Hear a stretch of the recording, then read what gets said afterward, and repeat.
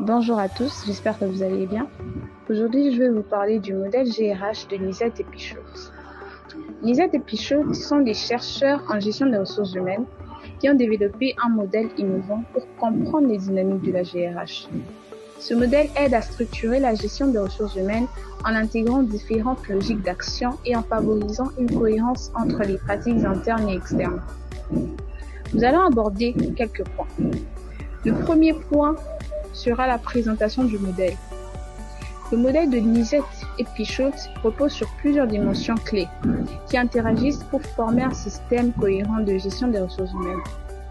Le deuxième point, ce sont les idées principales qui comprend la logique d'action, la cohérence interne et la cohérence externe. La logique d'action fait référence aux décisions et aux comportements adoptés par les gestionnaires et les employés. Par exemple, une entreprise peut adopter une logique d'action basée sur l'innovation en encourageant la créativité des employés.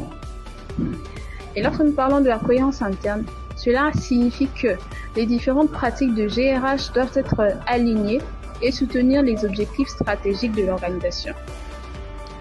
Je peux donner un exemple. Si une entreprise met en avant la formation continue, elle doit également avoir des politiques de recrutement qui privilégient les candidats ayant un potentiel d'apprentissage.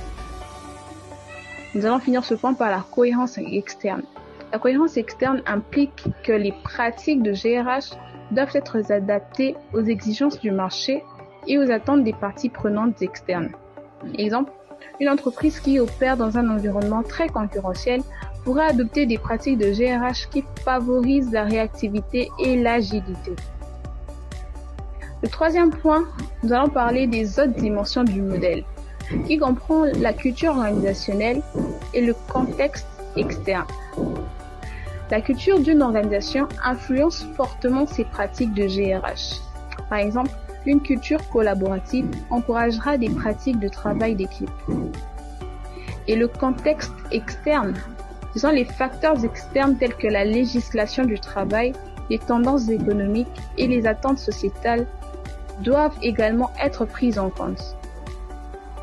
En résumé, le modèle de Lisette et Pichot offre une approche intégrée de la GRH, soulignant l'importance de la cohérence interne et externe ainsi que des logiques d'action.